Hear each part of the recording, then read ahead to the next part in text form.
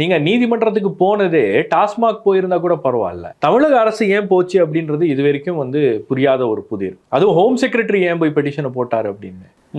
அது முதலமைச்சர் கொடுத்த அறிக்கை இல்ல இன்னொன்னு, நீங்க முதலமைச்சரே அந்த அவுட்கம் இருக்கு இல்லையா, இவங்க நீதிமன்றத்துக்கு போய் நம்ம அதை ஃபைட் பண்ணி நம்ம இதை ஸ்டால் பண்ணிடலாம் அப்படின்னு ரொம்ப கான்ஃபிடென்ட்டா அப்ரோச் பண்ணது, இவங்க பிளான் பண்ண பிரகாரம் அது போல.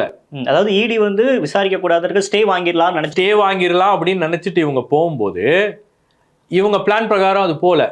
இவங்க ஒரு பெஞ்சு கிட்ட போகணும் அப்படின்னு முடிவு பண்ணாங்க. அந்த பெஞ்ச்ல இருக்கக்கூடிய ஒரு விலகினாரு.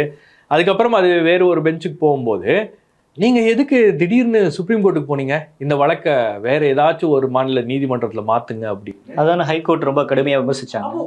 உங்களுக்கு என்ன உங்க அங்கேயே ஒரு பதற்றம் தெரியுது இல்ல, அப்ப ஏன் இந்த பதற்றம் தமிழக அரசுக்கு வந்துச்சு? உங்களுக்கு ஒண்ணுமே இல்லை அப்படின்னு இன்னைக்கு அறிக்கை கொடுக்கிறாரு. இட்டு கட்டி அரசியல் ரீதியாக காலங்கப்படுத்தி காரணமாக களங்கப்படுத்துவதற்காக அப்படின்னு இன்னைக்கு ஒரு அறிக்கை கொடுக்குறவங்க, அப்ப இந்த அளவுக்கு பதற்றம் அடைந்து நீதிமன்றத்தை நாட வேண்டிய அவசியம் என்ன? ஒண்ணும் இல்லைன்னா